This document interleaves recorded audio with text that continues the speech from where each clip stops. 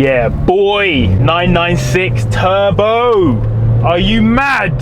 This is sick. How's it going, people? Welcome back to the channel. About a year and a half ago now, I drove a 992 Turbo S on track at Silverstone, and since I've also been in a 992 Turbo as well. Today you find me driving not one, but two 996 turbos instead. I thoroughly enjoyed driving the 992 Turbo S. It was a properly lovely car to drive around in, incredible at speed, probably the single most capable car I've ever driven and might ever drive. The 992 Turbo S made me think to myself, how could I get a car that feels a little bit like it? It was so fast, so exotic, so special, but it's 135, 140 grand at the bottom end used nowadays. And those cars are like 170, 180 new. That's not money that I have right now. So how can I get the same 992 Turbo S feel and performance and mindset and exoticness and vibe for a lot less? Well, today, thanks to Motorland in Beckenham, who have given me a couple of cars to review recently, I'm gonna get to tell you guys whether this car is all it's cracked up to be, and whether for £100,000 less, you can get 992 Turbo S fun and enjoyment and experience, or if it's just not possible. And another question I'm going to answer is, should you go for a turbo, a 996 turbo? Would you go for a coupe or a cabriolet? Now, I know for some people getting a convertible 911 is seen as heresy, it's entirely wrong, it's unacceptable, but wait until you see the convertible that I'm gonna drive around later. So I'll meet you back at Motorland. Hit the like button if you want to see more videos like this, subscribe if you're without further ado, let's get straight into it.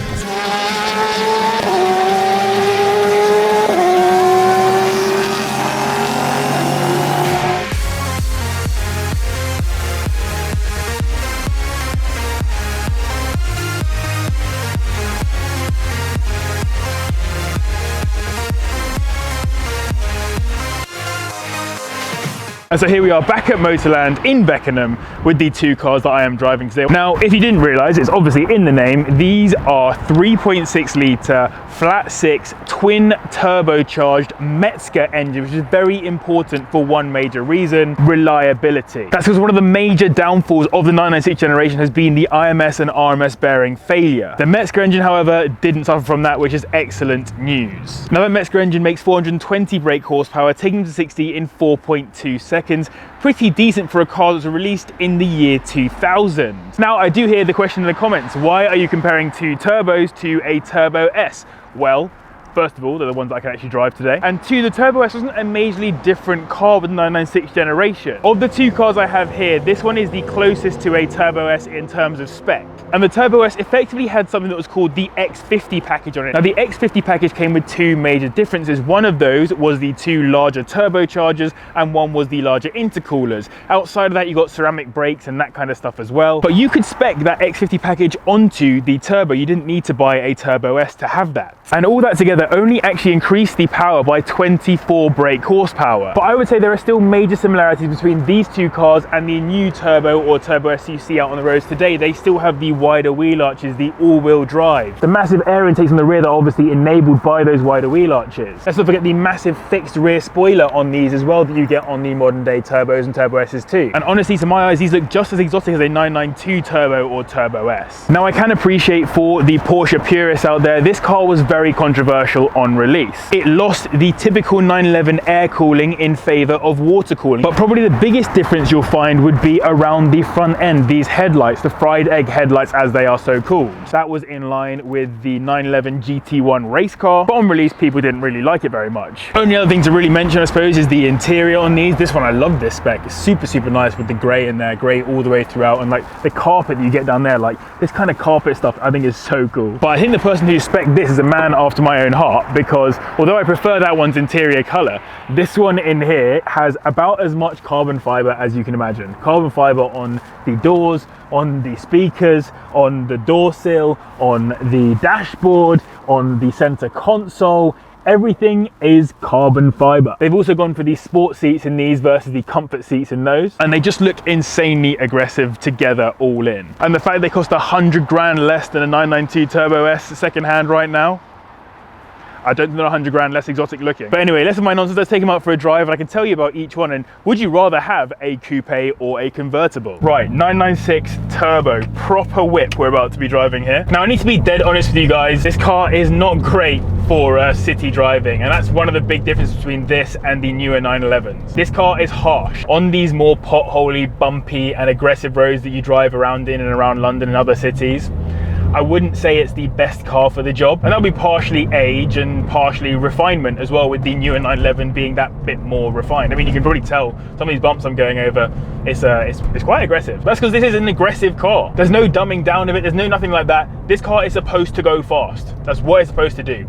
Cruising around at speeds like this is not really the thing. I would not buy this as a daily driver. I'd much prefer to drive the 992 Turbo S as a daily driver than this. Also, the automatic gearbox, which is in both this and the converter I'm going to show you later, I can't say I'm a huge fan. It's a bit clunky. It doesn't really want to change gear at times. Like, it will let me rev the car out way further than I really should be for city driving. So yeah, from that perspective, maybe not quite as refined as a modern 911 might be. And I mean, because it is quite old, it is lacking some of the day-to-day niceties that you would get in a modern 911. It's lacking stuff like a digital dashboard, it's lacking the kind of Porsche communication system that you get in modern 911s. You can actually get the upgrade for this, which I would highly recommend. But it was still an expensive car new.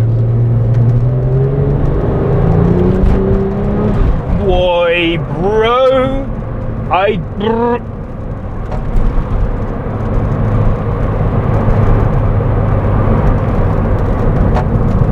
it wants to go. It's not interested in my nonsense. It does not want to go slowly.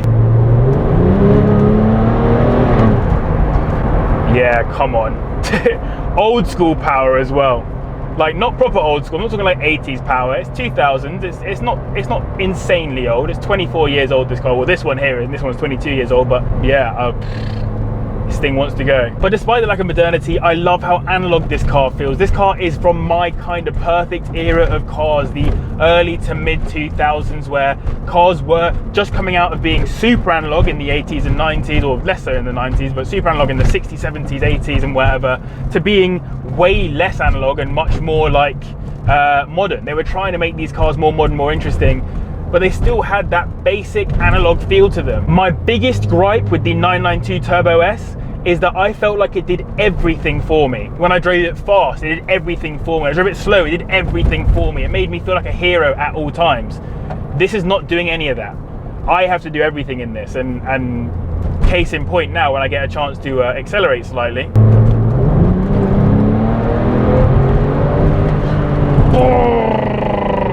I don't feel safe. In the 992 Turbo S, it's much faster than this, it's much more powerful, but it does it in a way that somehow makes you feel very safe whilst doing it. In this, it's all me. It's all on me to make sure this car is safe, in good hands, comfortable, focused and all that good stuff. Yes, it's got brilliant Porsche engineering, so it handles like a dream, and it deals with these roads in a lovely manner. Like, it cruises along in just a beautiful way, handles the corners amazingly well. But it comes down to how good the driver mod is, rather than how good all the systems on the car are. My heart's actually pumping a little bit in this because it's old, like the power is different. It's old power, it's not modern power. I can't just floor it and expect the car to deal with what I'm doing. I have to actually think about it. What a nice car to drive on roads like these. But yeah, the car's dynamic, it handles the road well. It should give me loads of confidence, and it does. But I'm just terrified I'm gonna do something stupid. 420 brake horsepower isn't much by today's standards, but for standards like these where the cars were more difficult to drive, they were not doing as much for you, that's a lot of power to entrust to a random geezer who normally drives a VW Polo around. But as I navigate these country roads, yeah, this is what it was made for. These kinds of roads where I get to turn the car in, bro, it sticks. It feels like a 911 should. This is how a 911 should feel. And it's got bags. I'm talking bags of performance. And I love the sound of turbochargers in the back. They just suddenly whoosh in, like, all of a sudden they appear and they're ready to go. It's incredible. I love it so much. Yeah, I really get it. I really get this car. This car is not like the 992 Turbo S. Not at all. it's such a different car, such a different experience. There's almost, it's so few similarities. The only main similarity is that standard 911 feel that you get in most 911s that you drive. It feels like a 911, and it's hard to explain unless you've driven one. By that I mean it does what you tell it to. It does exactly what you tell it to do. Where the 992 has all this power and all this tech to deal with it and all that kind of stuff, it has none of that. It strips all of that back to its bare bones and just gives you a raw 911 experience with a couple of turbos attached. I'm honestly really in two minds about this car. I really like it from a driving perspective. I really like it when you get up to some speed on these like national speed limit roads and stuff. Really big fan. I don't think I'd be able to live with it day to day. Emily would murder me if this was my daily driver. I wouldn't want to take it necessarily on a grand tour in this spec. I just think it's too harsh, too hard. Yeah, I don't know, man. I'm really interested to see what the convertible feels like in comparison to this, to get a fair representation of whether that one is a little bit softer than this. I hope it is, because if it is, it might be that that's its niche. We'll find out in a second. I'm going to take this back to Motorland and jump in that car instead. But before we give it back for good, let's just do one more for the fans. Another one. Boy, my gosh, does this car want to go, my friends. Man, on roads like this, where you can just kind of cruise along and get a real feeling for how the car feels, like the dynamics of it. Yeah, man, this is proper. This is proper.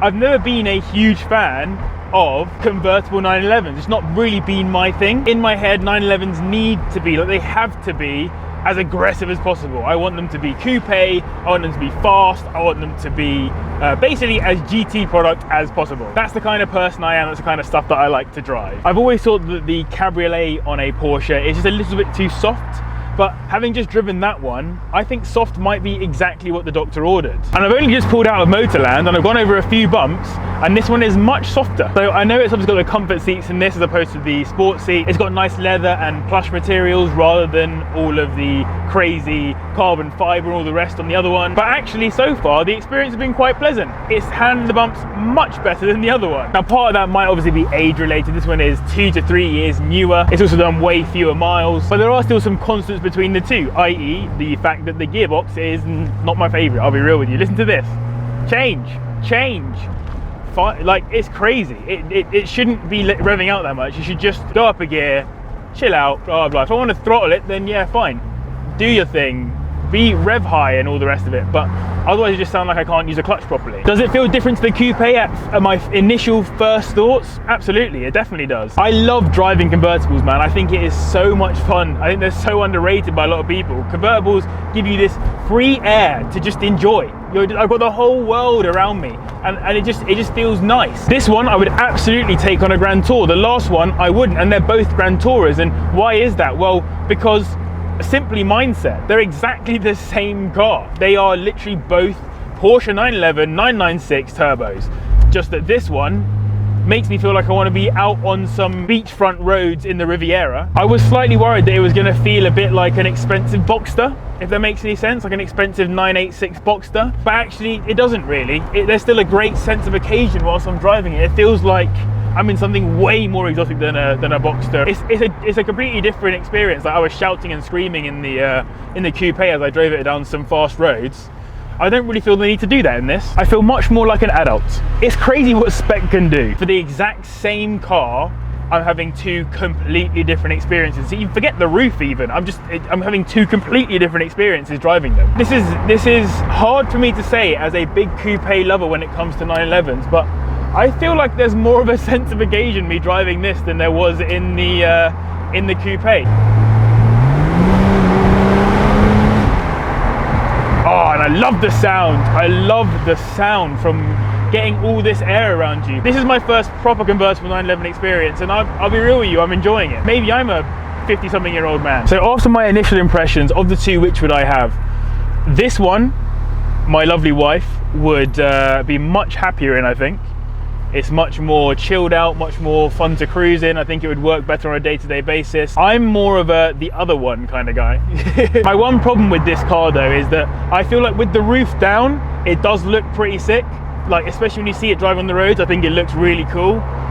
I don't think it looks good with the roof up, if I'm honest.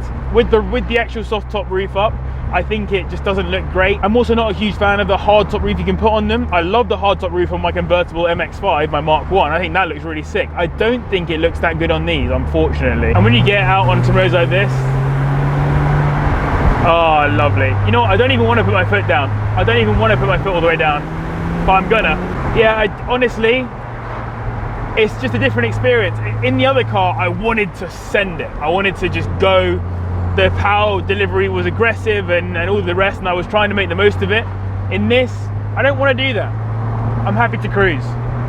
I'm in my happy place right now. So right now, of the two of them, I would have the Coupe, but I think in 10 years time, I would have this, happily. But there is one more thing that we need to consider about this car before I can let you go. I'll meet you back at Motorland. There's one thing I wanted to do, which is a quick comparison between these two 996s and of course a 991.1 Carrera. Now, when I just stand back and look at these things, these two strike me as exotic 911s, and that is a 911. Exotic 911, if that makes any sense. And when you think about price, it does not reflect that at all. As I said, this one here 30k, this one here 40k, and this one here is a hair over £50,000. Now I do understand the 991.1 is the newer car, it is the more refined car, it is the more modern car in every possible way. Yes, lovely interior, lovely dashboard, all the kind of stuff that you need in a car that is now almost 10 years old. But if you're asking me which of these three cars excites me the most, it's not that one. These two here are so much more exciting to look at, they're more exciting to drive, they're just more interesting cars. And I mean, if you just take it back to its core, spend 50 grand on that, or 30k on this, you're saving 20 grand for an exotic 911, as I said, and a car that has long since passed the bottom of its depreciation curve. Literally around 6 months ago, I was seeing these available for around £24,000 at the bottom end. Now, as I mentioned, we're looking at 30k-ish at the bottom end. It's insane the difference that just 6 or so months makes. And in the backdrop of Porsche cars generally depreciating quite a lot at the moment, going for an older one like this saves you from the depreciation you might get on that. Yes, it's 50k right now. I don't think it'll be 50k in 5 years. Yes, this is 30k right now. I don't think it'll be 30k in 5 years, but I think it's going the other way. Let's make it very simple. If I want a daily driver 911 that has all the creature comforts that I need, I buy this. If I want an exotic 911, I buy one of these. Simple as that. And as you've seen in this video, no, these are not like a 992 Turbo S. They are far from it, of course. They're like 20 years older than a 992 Turbo S. They were never going to be the same. But for a fraction of the cost, you're getting something that is so much more interesting in my book. It's a future classic with insane sound, aggression, feel, a proper 911 formula, and with that you simply cannot go wrong. And it's the feel of cars like these that have enabled cars like the Turbo S to even exist. So with that in mind, if you want to see more videos like this, do hit the like button, subscribe as well if you're new. Massive thanks to the patrons for their support, and you guys all for watching, and of course to Motorland for letting me film these great cars. But thank you very much for watching. I'll see you in the next one.